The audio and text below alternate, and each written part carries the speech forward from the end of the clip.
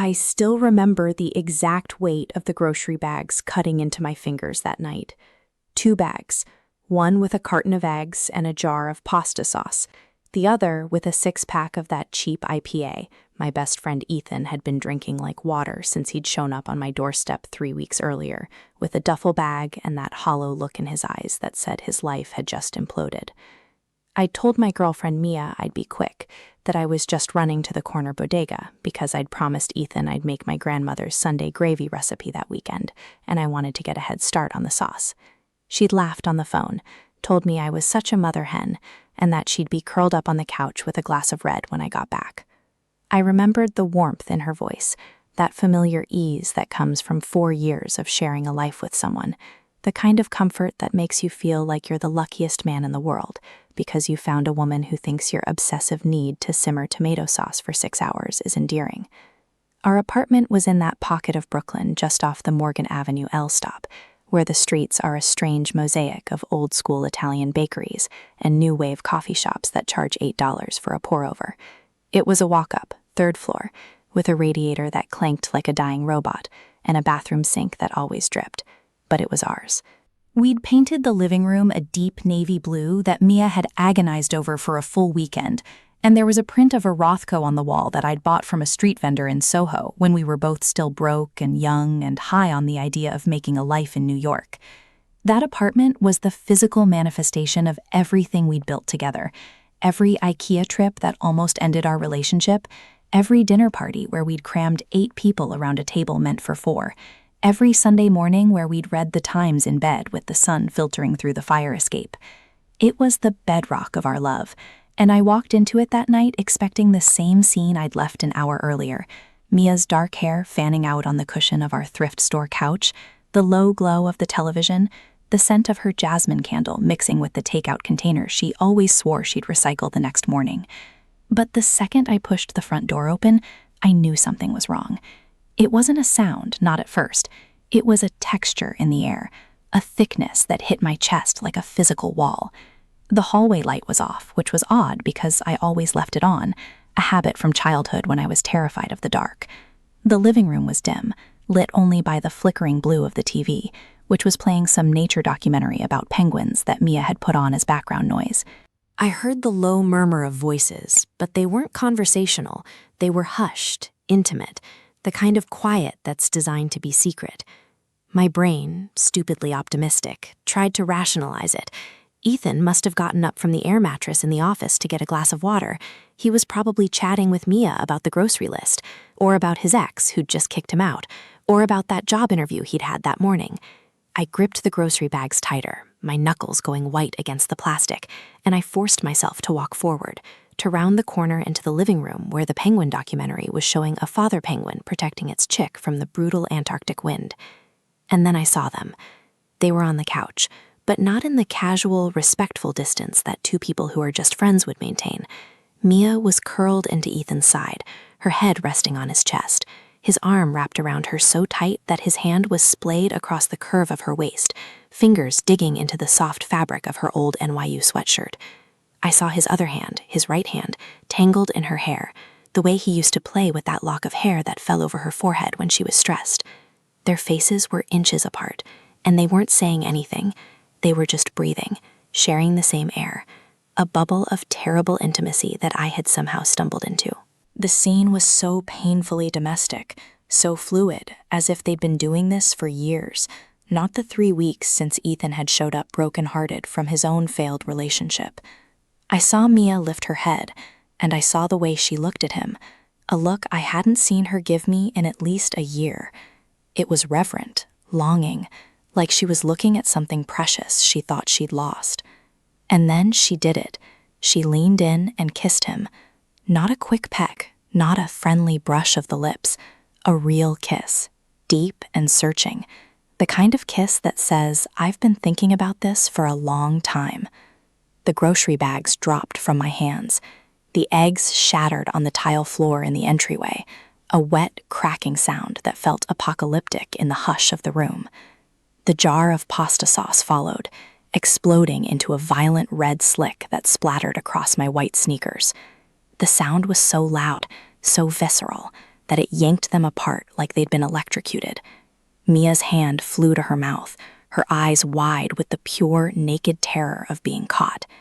Ethan scrambled back, his face pale as the winter light that used to filter through the fire escape, his mouth opening and closing like a fish gasping for air on a dock. I just stood there, frozen in the doorway, staring at the woman I was going to marry and the man I'd considered my brother since sophomore year of college. The man I'd let sleep on my couch, eat my food, use my Wi-Fi, and cry on my shoulder about his own cheating girlfriend. The irony of it all hit me like a freight train. He'd spent 3 weeks telling me how destroyed he was that his girlfriend had been unfaithful, and all the while he was systematically dismantling my life.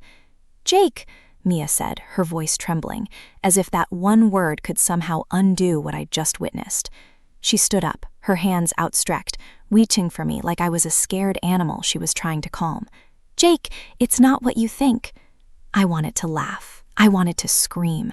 But all I could do was stare at the red sauce spreading across my floor, mixing with the shattered eggshells, and think about how I'd just texted her a picture of the pasta sauce from the bodega, and she'd sent back a heart emoji. She told me she loved me. She told me she couldn't wait to taste the sauce. And now, her lips were still glistening from kissing my best friend. "Not what I think?" I finally managed to choke out, my voice foreign to my own ears, hoarse and raw. "I think I just saw my girlfriend kissing my best friend on my couch in my apartment while I was out buying groceries to make him dinner. So tell me, Mia, what am I supposed to think?" Ethan stood up now, his hands up in a gesture of surrender that made my blood boil because it was so theatrical, so rehearsed. "Jake, man, I'm sorry. It just happened. We were talking, and I was feeling so low, and she was comforting me, and one thing led to another. One thing led to another." That was his excuse. This same excuse his ex-girlfriend probably used when she was sleeping with his coworker. This same tired, pathetic, hollow excuse that people use when they get caught red-handed and have no plausible defense. I looked at Ethan, really looked at him, and I realized I didn't recognize him. This wasn't the guy I'd pulled all-nighters with studying for organic chemistry, the guy I'd driven to the hospital when his appendix burst, the guy I'd lent $2,000 to without a second thought when his car broke down. That guy was a ghost. The man standing in my living room was a stranger with my friend's face, a predator who'd been circling my relationship like a shark. I turned my attention back to Mia. She was crying now, those silent tears that used to make me drop everything and rush to her side. But tonight, they looked like weapons. She was using them to disarm me, to pull me back into the orbit of her sadness so I'd forget about my own rage. "Jake, please, please just talk to me.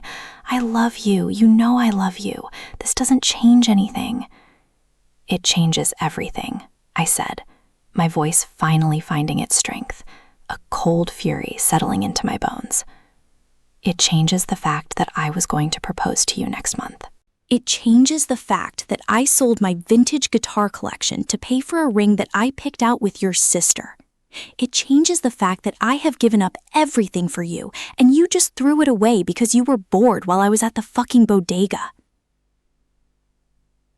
I saw the flicker of shock in her eyes when I mentioned the proposal. She hadn't known.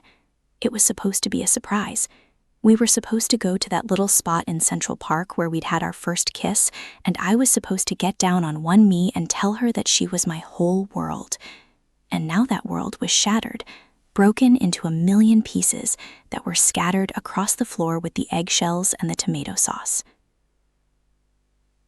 Ethan tried to step forward, tried to say something else, but I held up my hand. "Don't," I said, my voice dangerously quiet.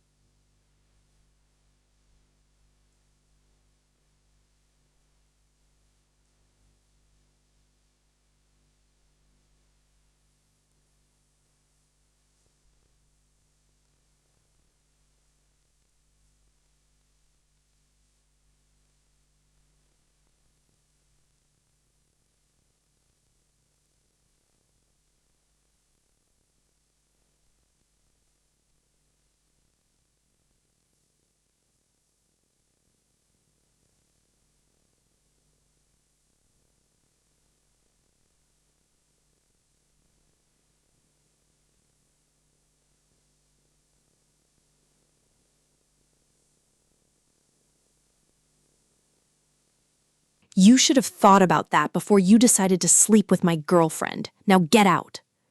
He finally moved, shuffling into the spare room where his duffel bag was, his head hung low like a kicked dog. But I didn't feel sorry for him. I felt nothing but a cold, hard hatred that was so alien to me that I didn't recognize myself. I was a kind person. I was the guy who held doors open and helped old ladies carry their groceries. But this version of me, this person standing in a puddle of shattered eggs, was a stranger. A shell of a man who had just watched his life implode in a matter of seconds. Mia was still crying, but now she was trying to touch me, to put her hand on my arm. I flinched away from her touch like it was acid.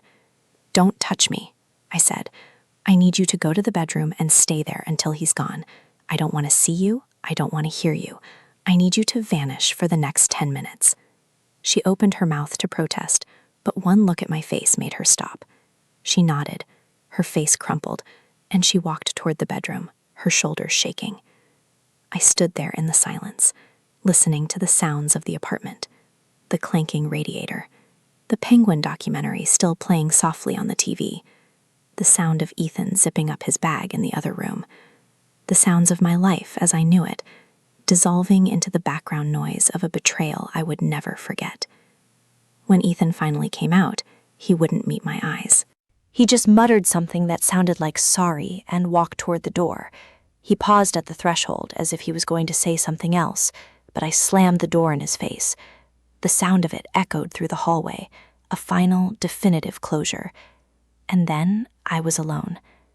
I sank down onto the floor, my back against the wall, my hands trembling as I stared at the mess I had to clean up. The eggs, the sauce, the shattered pieces of my future. I felt a sob building in my chest, a violent heaving thing that I couldn't control. And that's when it hit me, the full weight of it.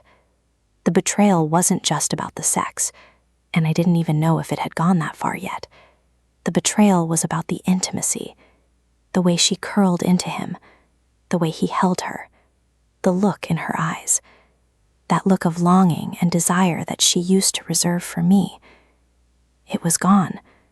It had been gone for a long time, I realized, and I had been too blind, too complacent, too stupid to see it. I had let my best friend crash on my couch, and he had stolen my whole world. The silence that filled the apartment after Ethan left was the worst kind of silence I'd ever experienced. It wasn't empty. It was thick and heavy, pressing down on my chest like a physical weight. I sat on the cold tile floor for what felt like an eternity, staring at the mess I'd made, the red sauce seeping into the grout, the shards of eggshells reflecting the dim light from the hallway. My mind was a blank void, a white noise machine of static and shock. I couldn't process what had just happened. My brain kept trying to rewind the tape, to find a different ending, a moment where I walked in and saw them just talking, just friends sharing a moment. But every time I hit play, it was the same image. Her lips on his hand in her hair, the look of pure, unguarded longing on her face. Eventually, I heard the bedroom door creak open. Mia's footsteps were tentative, hesitant, as if she was walking on eggshells. Ironic, given the mess I was still sitting in. She appeared in the doorway of the living room, her face blotchy from crying, her eyes red and swollen. She changed out of the NYU sweatshirt, probably because it smelled like him, and was wearing one of my old band tees, the one from a concert we'd gone to in our first year of dating. The sight of it twisted something inside me, a knife of memory that cut deep. That shirt was a relic of a time when we were young and unstoppable, when the world felt like it belonged to us. "Jake," she said softly, her voice raw. "Please, can we talk?" I didn't look at her. I kept my eyes fixed on the floor, on the abstract painting of red sauce and white shells.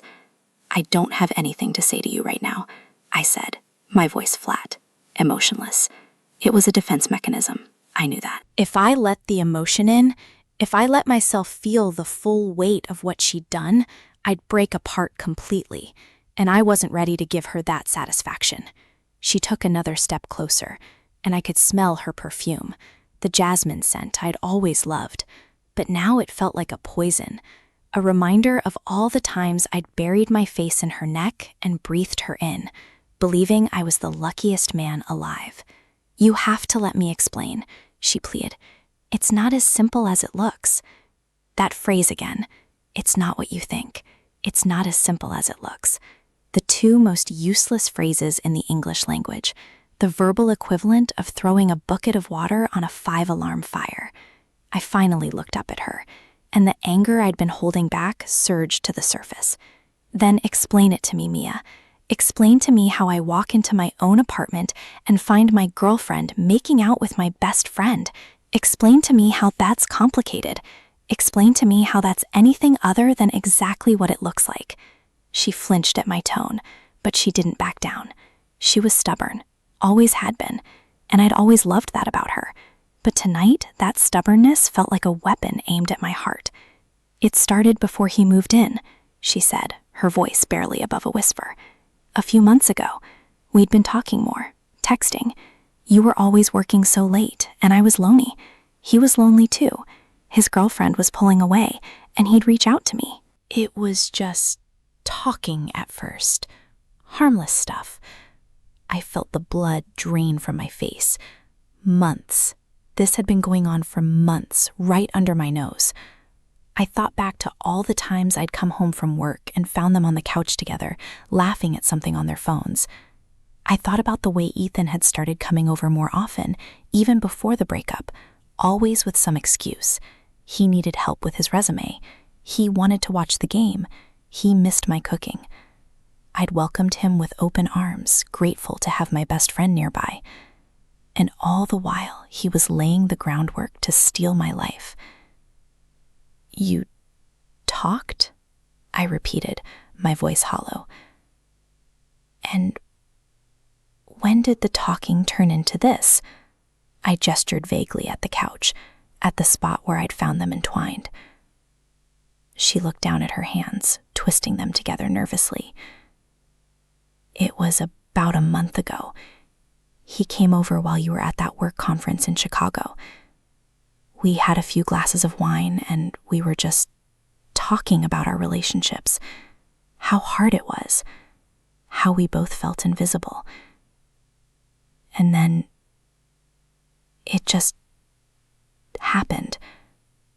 One kiss. I pulled away. I told him it was wrong. But then it happened again. And again. And every time I told myself it would be the last time. A month. A whole month of lies. A month of her looking me in the eye and telling me she loved me while she was carrying on an affair with my best friend.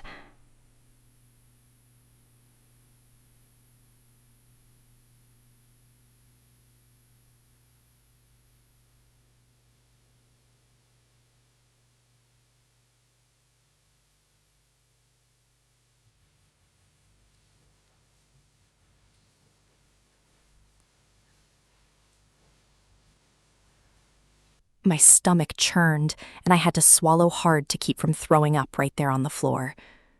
"So when he showed up 3 weeks ago with his duffel bag, talking about how his girlfriend cheated on him, you already knew it was coming. You were already in this. You orchestrated this whole thing so you could keep him close." She shook her head frantically, tears spilling down her cheeks. "No, Jake, that's not true. When he showed up, I was shocked. I didn't know he was going to do that. He just showed up out of nowhere. But I couldn't turn him away. You were so happy to have him here. You were so excited to take care of him. I couldn't tell you the truth. I was scared. I was scared of losing you." "But you were already losing me," I said, and my voice cracked.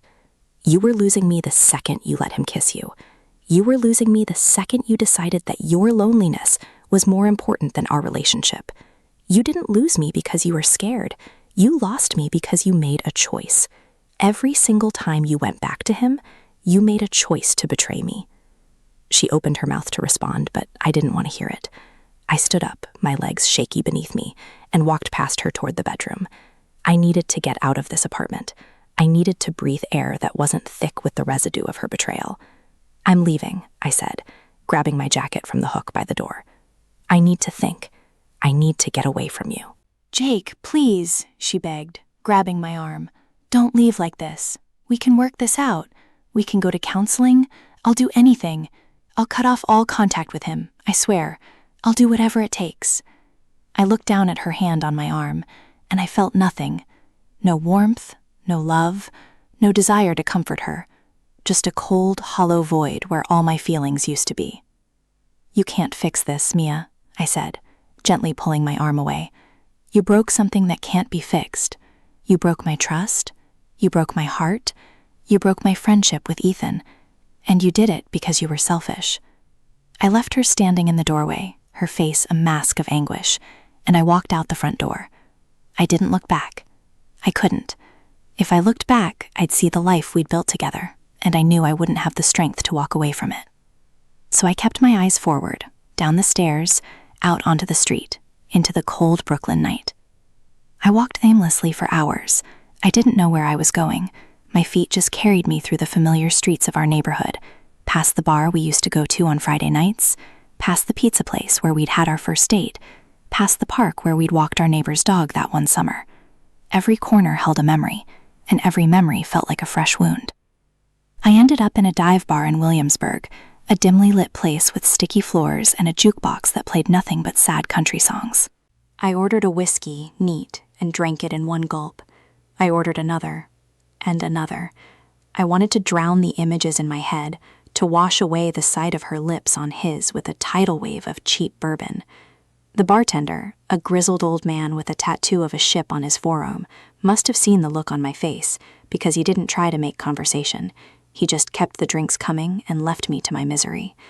I sat there for hours, replaying every moment of the past month in my head, searching for clues I'd missed.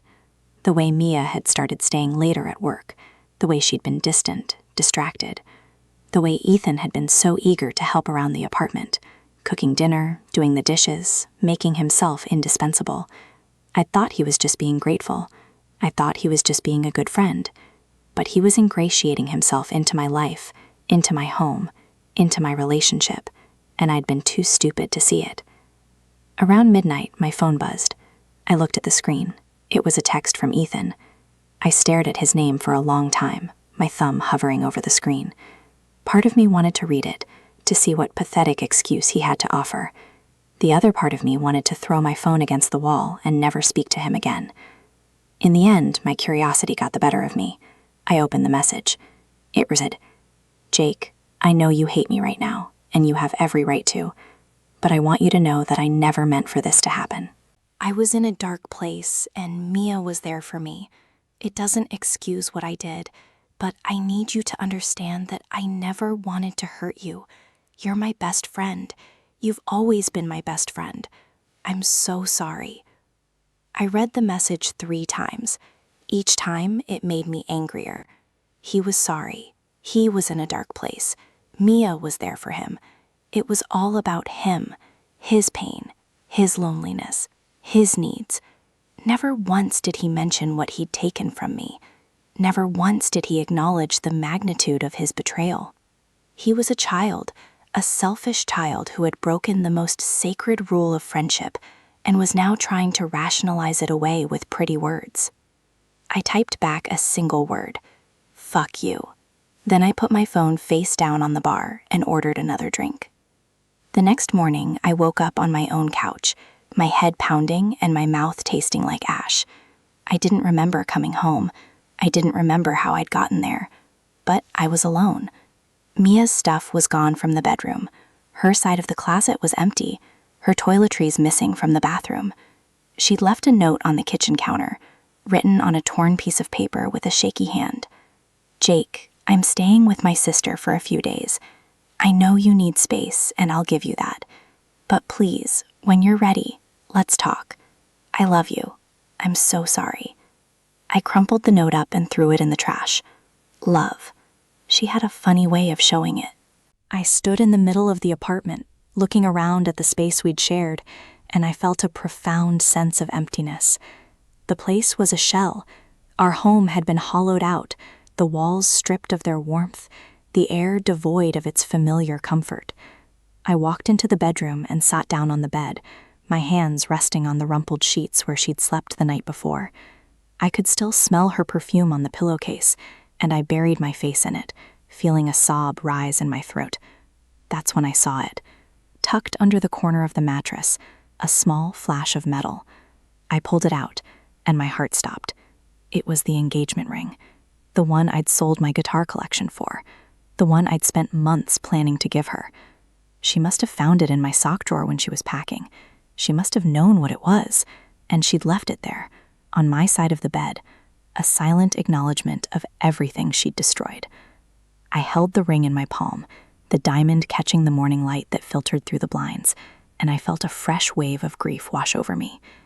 This ring was supposed to be the beginning of our future. It was supposed to symbolize our commitment, our love, our forever. Instead, it was a relic of a dream that had died the moment I walked through that front door. I closed my fist around it, the metal biting into my skin, and I made a decision. I wasn't going to let them win. I wasn't going to let their betrayal define me. I was going to get through this, one day at a time, and I was going to come out the other side stronger. But first, I needed to face her. I needed to look her in the eye and tell her exactly what she'd done. Not for her sake, but for mine. I needed closure. I needed to close the door on this chapter of my life so I could start writing a new one. So I got up, showered, put on clean clothes, and I drove to her sister's apartment in Park Slope. I didn't text her, I didn't call, I just showed up, because I knew if I gave her the chance to prepare, she'd find a way to manipulate the conversation, to spin it so I ended up comforting her instead of confronting her. Her sister, Chloe, answered the door. She looked at me with a mixture of pity and guilt, and I knew in that moment that she knew everything. Mia must have called her the night before, crying about how she'd ruined everything. Chloe had always been protective of her sister, and I'd always gotten along with her, but today I didn't have the energy for pleasantries. "She's in the back," Chloe said softly, stepping aside to let me in. "She's been crying all night. She's a mess." I nodded and walked through the apartment, a sterile, modern space that smelled like lavender and new furniture. Mia was sitting on the couch, her knees drawn up to her chest, a mug of tea cradled in her hands. She looked up when I walked in, and her eyes widened. She hadn't expected me to come. She'd probably assumed I'd stay angry for days, weeks, maybe forever, but I was done hiding from this. I was done running. "Jake," she said, her voice hoarse. "You came. We need to talk," I said, sitting down across from her. "And I need you to listen, not cry, not explain, not make excuses. Just listen." She nodded, her eyes fixed on me, and I took a deep breath. This was it. This was the moment I'd been dreading and craving at the same time. "I loved you," I said, my voice steady. "I loved you more than I've ever loved anyone. I gave you everything, my time, my energy, my heart. I was going to give you my future. I had a plan. I had a dream. And you threw it all away because you were lonely." I shook my head, a bitter laugh escaping my lips. "But you know what? I'm not mad anymore. I'm just tired. I'm tired of being the one who's always there. I'm tired of being the one who picks up the pieces. I'm tired of being the one who loves more." Her eyes filled with tears, but she didn't interrupt. She just sat there, letting my words wash over her like a wave. "I don't know if I can ever forgive you," I continued. "I don't know if I can ever trust you again. But I do know that I can't stay in this place. I can't stay in a relationship where I'm not valued. I can't stay in a relationship where I'm not the only one. So I'm leaving, Mia. Not just the apartment. I'm leaving you. And I need you to respect that." She finally broke. A sob tore out of her throat, and she reached for me, her hands grasping at my arms. "Please, Jake, don't do this. I can change. I'll change. I'll do anything. I'll go to therapy. I'll cut off all contact with him. I'll prove to you that I love you." I gently pulled her hands away, my heart aching even as I knew I was making the right decision. "I believe you think that," I said softly, "but love isn't about promises. It's about actions, and your actions told me everything I need to know. It's over, Mia. I'm sorry." but it's over. I stood up, and she collapsed into the couch, sobbing uncontrollably. Chloe rushed in, wrapping her arms around her sister, shooting me a look that was equal parts anger and understanding. I didn't wait for her to say anything. I just walked out, the sound of Mia's cries echoing behind me like a ghost that would haunt me for a long time to come. As I walked back to my car, I felt a strange sense of relief. It was over. The hardest part was done. Now I just had to figure out what came next. I had to rebuild my life from the ground up, piece by piece, and I had to do it without her, without Ethan, without the past that had been ripped away from me in a single, devastating moment. I drove back to the apartment and I started packing my things. I couldn't stay there. I couldn't sleep in that bed or sit on that couch or cook in that kitchen. The memories were too raw, too painful. I called my brother in Chicago, the only person I knew I could trust, and I told him I was coming to stay with him for a while. He didn't ask questions. He just said, "The door is always open." And so, in the span of one night, I lost my girlfriend, my best friend, and my home. I was starting over from scratch, with nothing but a suitcase and a broken heart. But I was still standing, I was still breathing, and somehow that felt like enough. The first few weeks in Chicago were a blur of gray skies and sleepless nights. My brother Mark lived in a cramped studio apartment in Wicker Park, a neighborhood that was trying way too hard to be Brooklyn, and I crashed on his futon with a duffel bag full of clothes and a head full of nightmares. He was a good guy, Mark, the kind of older brother who didn't ask too many questions, but always had a beer ready and a couch available. He'd been through his own share of heartbreak a few years back, a divorce that had gutted him financially and emotionally, and he recognized the hollow look in my eyes without me having to explain it. We didn't talk about Mia or Ethan, not at first. We just existed in the same space, two broken men orbiting each other in a strange, unspoken solidarity. But the silence couldn't last forever. Eventually, Mark sat me down at his rickety kitchen table, pushed a cup of black coffee toward me, and said, "All right, little brother, spill it. What the hell happened?" And I told him everything. The grocery bags, the shattered eggs, the look on her face, the cowardice in Ethan's eyes, the engagement ring I'd found under the mattress. I held nothing back. I let it all pour out of me like a wound that had finally been lanced. Mark listened without interrupting, his face a mask of controlled anger. When I finished, he let out a long whistle and shook his head. "Jesus, Jake," he said.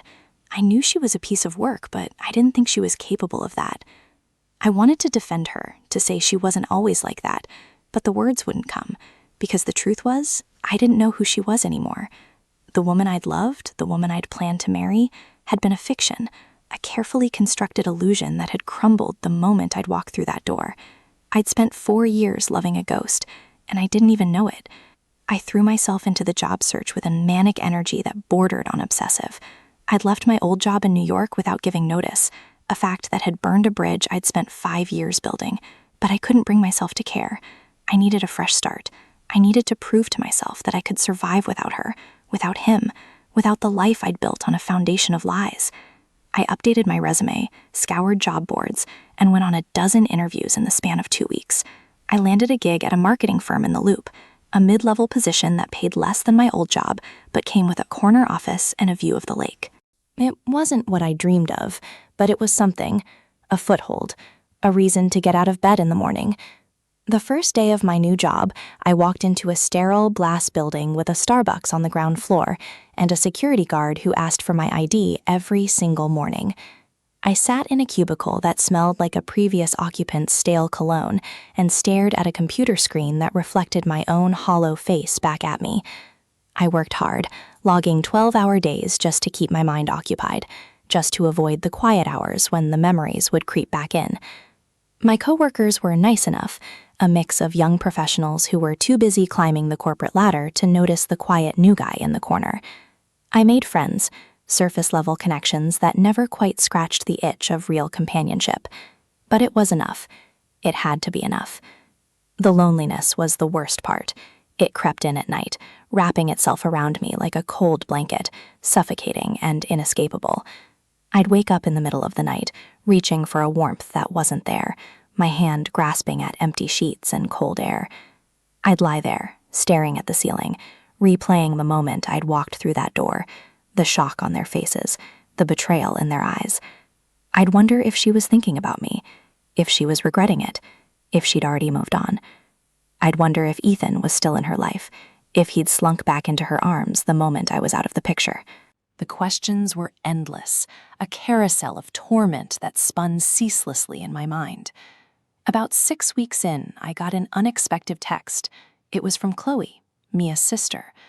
I stared at the screen for a long time, my thumb hovering over the message. I hadn't spoken to anyone from that world since I'd left New York. I'd changed my phone number, deleted all my social media accounts, and essentially disappeared into the fabric of Chicago. I didn't want to hear about them.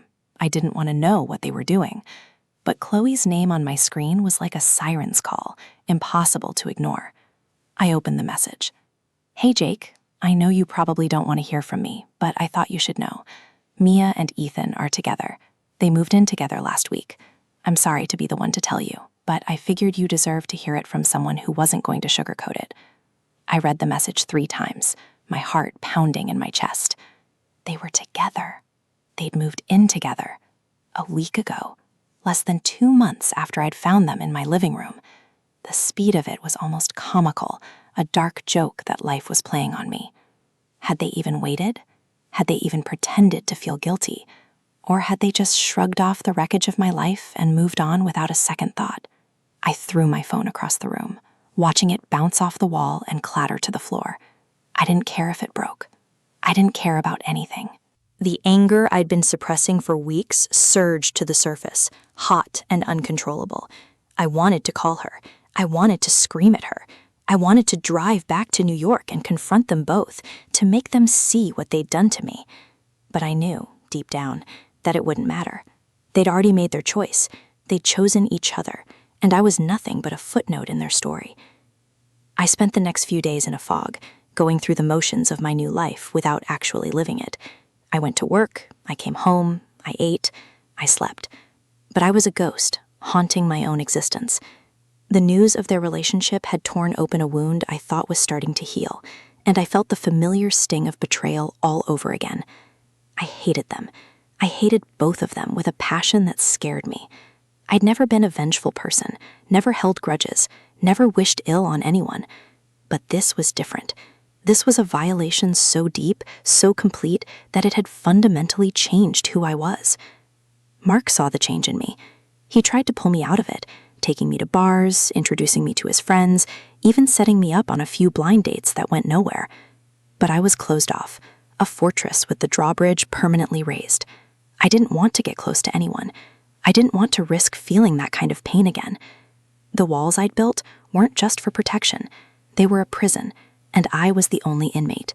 It was on a cold November night, about 3 months after I'd left New York, that I finally started to break through.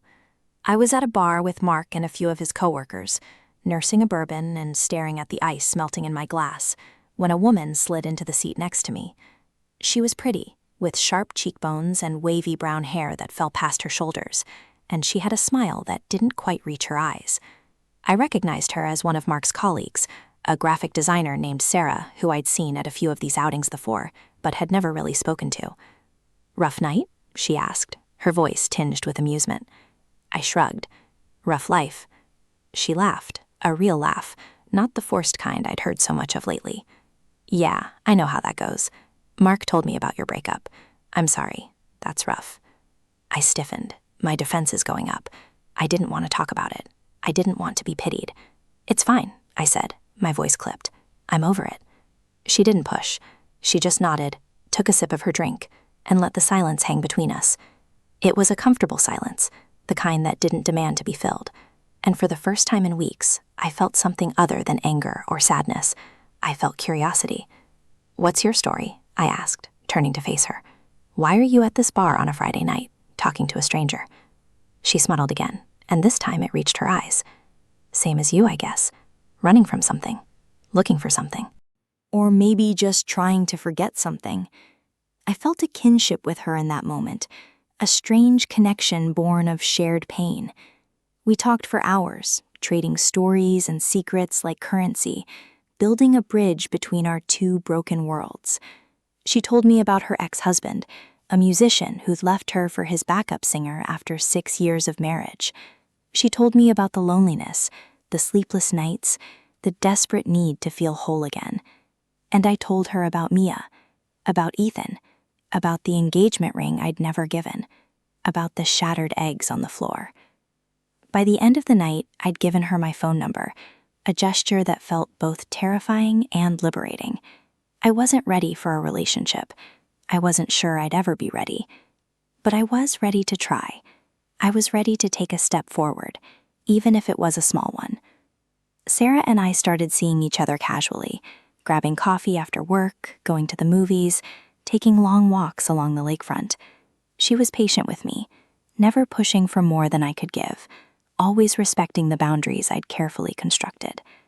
And slowly, imperceptibly, I started to heal. The days got easier, the nights less lonely. The anger faded, replaced by a dull ache that was manageable, bearable. I started to feel like myself again, a new version of myself, one that was scarred but still standing. It was around that time that I decided to go back to New York.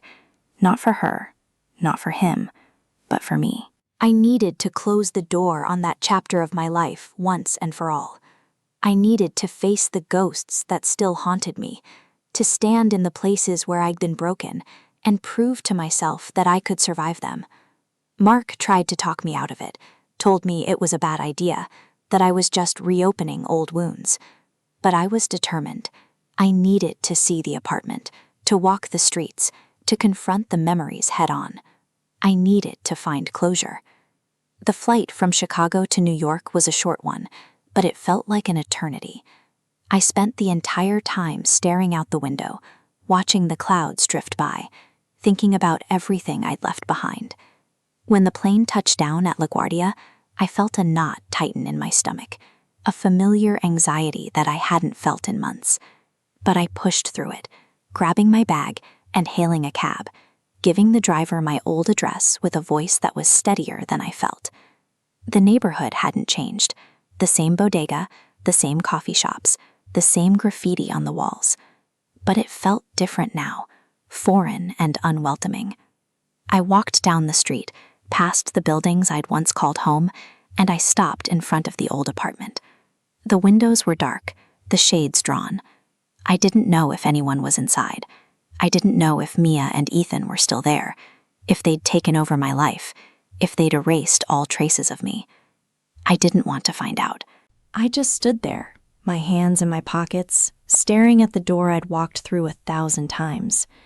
I stayed there for a long time, just breathing, letting the memories wash over me. The good ones, the bad ones, the ones that made me smile, and the ones that made me want to cry. And when I finally walked away, I felt a weight lift off my shoulders. It was over. The past was behind me. I was ready to move on. I went to a bar, the same dive bar in Williamsburg where I'd drowned my sorrows the night after I'd found them. I sat in the same seat, ordered the same whiskey, and I thought about how far I'd come since that night. I wasn't the same person. I was harder, more guarded, less trusting. But I was also stronger, more resilient, more determined to build a life that was my own. The bartender, the same old man with the ship tattoo, recognized me. He gave me a nod and a knowing look, as if he understood exactly what I was going through. "You look better, kid," he said, sliding a glass of water across the bar. "The whiskey's free tonight, on the house." I smiled, a real smile, for the first time in months. "Thanks, man. I appreciate it." He shrugged. "We all got our stories. The trick is to keep writing, even when you think the story's over." That line stuck with me. It was simple, almost corny, but it resonated deep in my bones. The story wasn't over. It was just beginning, and I was the one holding the pen. I stayed in New York for 3 more days after that night at the dive bar. I didn't have a plan, didn't have a hotel reservation, didn't have anything but a duffel bag and a burning need to exorcise every last ghost from my system. I walked the streets like a man possessed, tracing the geography of my old life with the grim determination of an archaeologist sifting through ruins. I went to the bodega where I'd bought the groceries that night, and I stood in the aisle where I'd picked out the pasta sauce, my hand reaching for the same jar before I caught myself and pulled back. I went to the park where I'd planned to propose, and I sat on the bench where we'd had our first kiss, watching couples stroll by with their dogs and their strollers and their careless, unburdened happiness. I went to the coffee shop where we'd spent lazy Sunday mornings, and I ordered her usual order, a soy latte with an extra shot, just to see if it would taste as bitter as I remembered. It did. But somewhere in the middle of that walking, that remembering, that ritual of grief, something shifted. I stopped feeling like a victim and started feeling like a survivor. The pain was still there, a dull throb in my chest that would probably never fully go away, but it was no longer the loudest voice in the room. I could hear other things now, the sound of my own footsteps, the rhythm of my own breathing, the quiet hum of a city that had no idea who I was or what I'd been through. And in that anonymity, I found a strange kind of peace. New York didn't care about my broken heart. It kept spinning, kept thriving, kept offering up new stories to anyone brave enough to write them. I decided in that moment that I was going to be one of those brave people. I went back to Chicago with a light of heart and a clearer head. Mark picked me up at O'Hare, and the look on his face when he saw me was a mixture of relief and curiosity. "You look different," he said, slapping me on the back. "Good different." "I feel different," I replied, and I meant it. I wasn't healed, I knew that much, but I was healing, and for the first time in months, I believed that I would eventually be okay. Sarah was waiting for me at Mark's apartment, a nervous smile on her face and a bottle of wine in her hand. She'd been patient with me during my absence, giving me the space I needed to confront my past without demanding anything in return. But I could see the worry in her eyes, the fear that I might come back different, might come back closed off, might come back unable to let her in.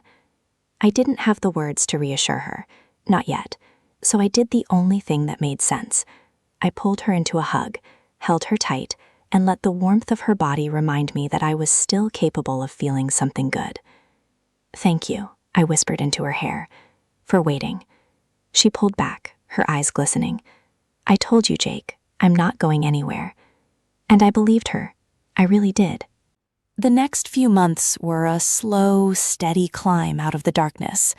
I threw myself into my work with renewed purpose, taking on projects that stretched my creativity and challenged my skills. I started going to therapy, a suggestion from Sarah that I'd initially resisted but eventually embraced. My therapist, a no-nonsense woman named Dr. Chen, helped me untangle the knots of guilt and shame I'd been carrying, helped me see that the betrayal wasn't my fault, that I hadn't failed, that I'd been the victim of two selfish people who'd made choices that had nothing to do with my worth. It wasn't an easy process. There were sessions where I cried so hard I couldn't breathe, sessions where I raged against the injustice of it all, sessions where I sat in silence, unable to find the words to express the depth of my pain. But slowly, inexorably, the fog started to lift. I started writing again, something I hadn't done since college. I'd always loved storytelling, had always dreamed of being a writer, but life had gotten in the way, the job, the relationship, the endless parade of distractions that had kept me from pursuing my passion. Now, with nothing but time and a head full of emotions, I sat down at my laptop and started typing. I wrote about the night I'd walked through that door. I wrote about the shattered eggs and the red sauce and the look in Mia's eyes. I wrote about the anger and the grief and the long, lonely nights in Chicago. I wrote it all down, purging the poison from my system one word at a time. It wasn't a memoir, not exactly.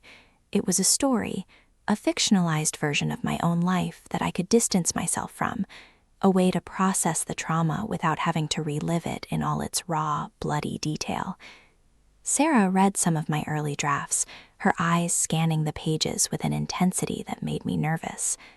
When she finished, she looked up at me, her expression unreadable. "This is really good, Jake," she said. "Like, really good. You have a voice." I shrugged, embarrassed by the praise. "It's just therapy, really, nothing special." "No," she insisted. "It's more than that. You're telling a story that needs to be told. You're giving voice to something that a lot of people go through but never talk about. You should keep going. You should finish it. I did keep going. I wrote every night, channeling the pain into something productive, something that felt like it mattered. The story grew and evolved, taking on a life of its own, and by the time spring rolled around, I had a full manuscript. It was rough, unpolished, probably unpublishable, but it was mine. It was a testament to everything I'd survived, a monument to the person I'd become. It was around that time that I got another unexpected text. This one was from an unknown number, and I almost deleted it without reading it. But something made me pause, made me open the message and look at the words on the screen. "Hey Jake, it's Ethan. I know you probably blocked my number, so I'm using a friend's phone. I'm not going to apologize again because I know it doesn't matter, but I need to tell you something. Mia left me a few months ago. She went back to her ex, the guy she was with before you. I know that probably doesn't make you feel better, but I thought you should know. I guess karma is real after all." I read the message 3 times, my emotions a chaotic swirl of vindication and sadness. Part of me wanted to gloat, to revel in the fact that their relationship had imploded, that the foundation they'd built on my destruction had crumbled just as quickly as it had been constructed. But the larger part of me felt nothing but a hollow sense of pity. They'd both made choices that had ruined lives, their own included, and now they were paying the price, living with the consequences of their selfishness. I didn't wish them well, but I didn't wish them ill either. I just felt indifferent. I typed out a response, my fingers hovering over the keys. "I don't hate you anymore, Ethan. I don't feel anything at all. That's probably the worst punishment I could give you. Take care of yourself." I hit send and blocked the number. I didn't want to hear his response. I didn't want to open that door again. I'd finally closed it, and I was determined to keep it closed. The summer brought a heat wave to Chicago, the kind that made the sidewalks sizzle and the air thick with humidity. Sarah and I spent long weekends at the lake, swimming in the cold water and lying on the sand, our skin bronzed by the relentless sun. We talked about the future in a way I hadn't been able to before, where we wanted to live, whether we wanted kids, what kind of life we wanted to build together. It was terrifying and exhilarating in equal measure, the act of opening myself up to the possibility of love again. But I was ready. For the first time in a long time, I was ready. We moved in together in August, a small apartment in Logan Square with a fire escape and a rooftop deck. It wasn't the grand gesture of a proposal, not yet, but it was a step, a commitment, a promise that we were in this together, whatever came next. I still thought about Mia sometimes, in the quiet moments when my mind wandered and the memories crept back in. But the thoughts were no longer painful. They were just thoughts, echoes of a life that no longer existed, a version of me that had died and been reborn. I finished my manuscript in September and sent it out to a few literary agents, not expecting much but hoping for a miracle. To my shock, one of them responded. A small agency in Boston, run by a woman named Patricia, who'd been in the business for 30 years and had a reputation for taking chances on unknown writers. She loved the story, she said. She thought it was raw and honest and deeply human. She wanted to represent me. She wanted to find a publisher who would take a chance on a debut author with a story about betrayal and redemption and the messy, complicated nature of love. I signed with her in October, and the process of finding a publisher began. It was slow, grueling work, full of rejection and disappointment, but I didn't give up. I couldn't. This story had saved my life, and I was determined to share it with the world. In February, we got the news. A small independent press in New York had picked up the manuscript. They were offering a modest advance, a reasonable print run, and a commitment to marketing the book to book clubs and independent bookstores. It wasn't the New York Times bestseller list, not yet, but it was a start. It was a foothold. The book came out in the fall, and to my surprise, it found an audience. People connected with it. They wrote me letters, emails, messages on social media, telling me how my story had helped them process their own betrayals, their own heartbreaks, their own journeys of healing. It was humbling and overwhelming, the realization that my pain could become a source of comfort for others. I started doing readings, book signings, interviews, all the things I'd never imagined I'd be doing.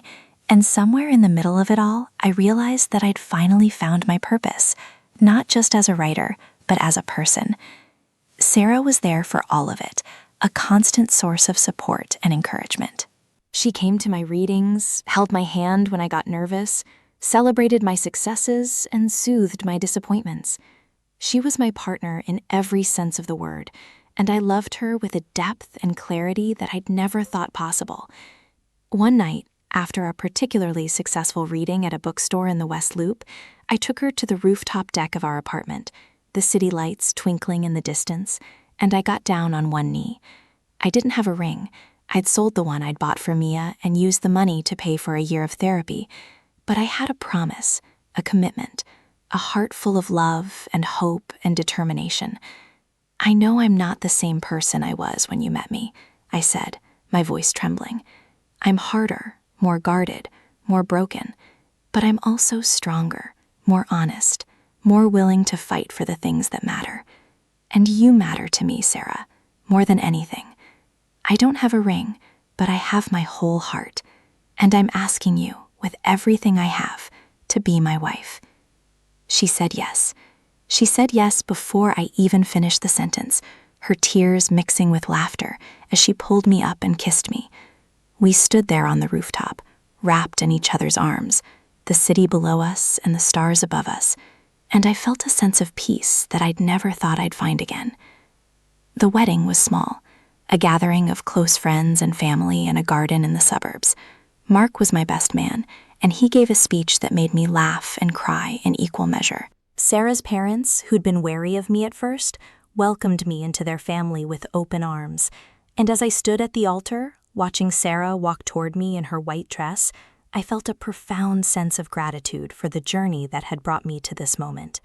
It hadn't been easy. It had been painful, devastating, soul-crushing at times, but it had also been transformative. It had made me who I was, and who I was a man who was finally ready to love again. I still think about that night sometimes, the night I walked through the door and found them on the couch, but the memory no longer has the power to hurt me. It's just a chapter in my story, a pivotal moment that changed everything. I've made peace with it, made peace with Mia and Ethan, made peace with the version of myself that was so naive and trusting. I've forgiven them, not because they deserve it, but because I deserve to be free. I've let go of the anger, the resentment, the bitterness that weighed me down for so long. And in letting go, I found something I never expected, a future brighter than I'd ever imagined. Sarah and I are expecting our first child in the spring. We don't know if it's a boy or a girl, and we don't care. We're just grateful for the life we've built together, the home we've created, the love that has grown and deepened over the years. I still write, every day, telling stories that come from a place of honesty and vulnerability. I've published 2 more books since the first one, each one exploring the themes of love, loss, and redemption that have come to define my life. And every time I sit down at my laptop, I think about that night, and I thank it for the gift it gave me, the chance to become the person I was always meant to be. The story doesn't end with betrayal. It ends with healing. It ends with hope. It ends with a man standing in the middle of his life, looking back at the wreckage of his past and realizing that he wouldn't change a single thing, because every moment of pain, every tear, every sleepless night was a stepping stone to this moment, to this life, to this love. I don't know if Mia and Ethan ever found happiness. I don't really care. They're no longer part of my story, except as ghosts that haunt the margins, reminders of a time when I was lost and broken. I've moved on. I've built something new. And that's the greatest revenge of all. So here I am, years later, sitting in my study in the house we bought last year, a house with a backyard and a swing set and a nursery that's painted a soft, soothing blue. Sarah is downstairs, humming along to the radio as she makes dinner. The baby is kicking, a flutter of life against my hand as I rested on her belly. And I'm writing. I'm always writing. It's the only way I know how to make sense of the world, the only way I know how to turn the chaos of the past into the clarity of the present. I look out the window at the setting sun, painting the sky in shades of orange and pink, and I smile. The journey wasn't easy, but it was mine, and I wouldn't trade it for anything. The end.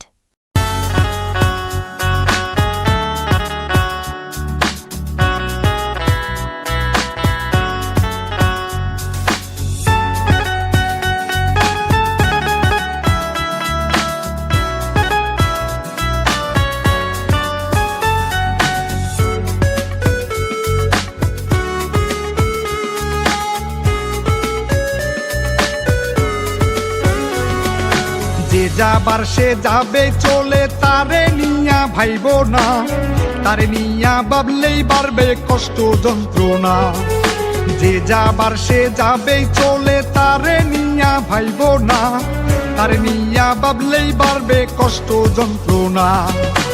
এত ভালোবাসার পরেও পাইলাম না তার মন, আমারে সারিয়া বেইমান ধরছে আরেকজন।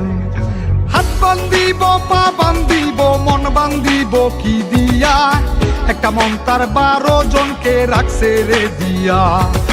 হাত বান্ধিব, পা বান্ধিব, মন বান্ধিব কি দিয়া, একটা মন তার 12 জনকে রাখছে রে দিয়া, একটা মন তার 12 জনকে রাখছে রে দিয়া।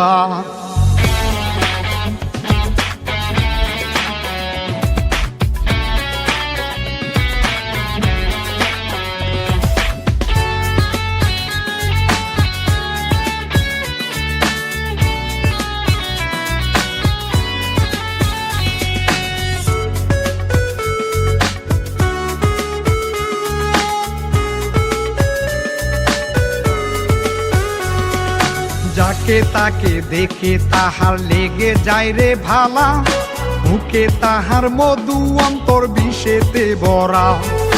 যাকে তাকে দেখে তাহার লেগে যায় রে ভালা, মুখে তাহার মধু অন্তর বিষেতে ভরা। মিষ্টি কথার মায়া জালে কইরাই আমন্ত্রণ, আমার কলজা খাওয়ায় তাদের কইরা নিমন্ত্রণ। হাত বান্ধিব, পা বান্ধিব, মন বান্ধিব কি দিয়া, একটা মন তার 12 জনকে রাখছে রে দিয়া। হাত বান্ধিব, পা বান্ধিব, মন বান্ধিব কি দিয়া, একটা মন তার 12 জনকে রাখছে রে দিয়া, একটা মন তার 12 জনকে রাখছে রে দিয়া।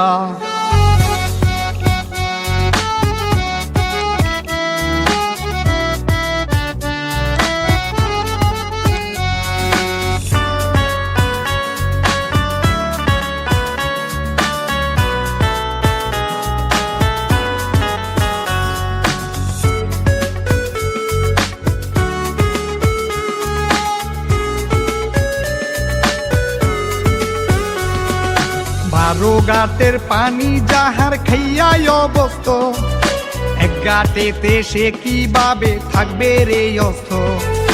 12 গাটের পানি যাহার খাইয়াই অবস্থ, এক গাটেতে সে কিভাবে থাকবে রে অস্ত। তাহার কাছে ভালোবাসার নাই রে কোনো দাম, আমার মনটা ভাঙ্গা বেইমান করলো রে খান খান। হাত বান্ধিব, পা বান্ধিব, মন বান্ধিব কি দিয়া, একটা মন তার 12 জনকে রাখছে রে দিয়া। হাত বান্ধিব, পা বান্ধিব, মন বান্ধিব কি দিয়া, একটা মন তার 12 জনকে রাখছে রে দিয়া, একটা মন তার 12 জনকে রাখছে রে দিয়া। যে যাবার সে চলে যাবে, তারে নিয়া ভাইব না, তারে নিয়া ভাবলেই বাড়বে কষ্ট যন্ত্রণা। যে যাবার সে চলে যাবে, তারে নিয়া ভাইব না, তারে নিয়া ভাবলেই বাড়বে কষ্ট যন্ত্রণা। এত ভালোবাসার পরেও পাইলাম না তার মন, আমারে সারিয়া বেইমান ধরছে আরেকজন। হাত বান্ধিব, পা বান্ধিব, মন বান্ধিব কি দিয়া, এক মন তার 12 জনকে রাখছে রে দিয়া। হাত বান্ধিব পা বান্ধিব মন বান্ধিব কি দিয়া, এক মন তার 12 জনকে রাখছে রে দিয়া, একটা মন তার 12 জনকে রাখছে রে দিয়া।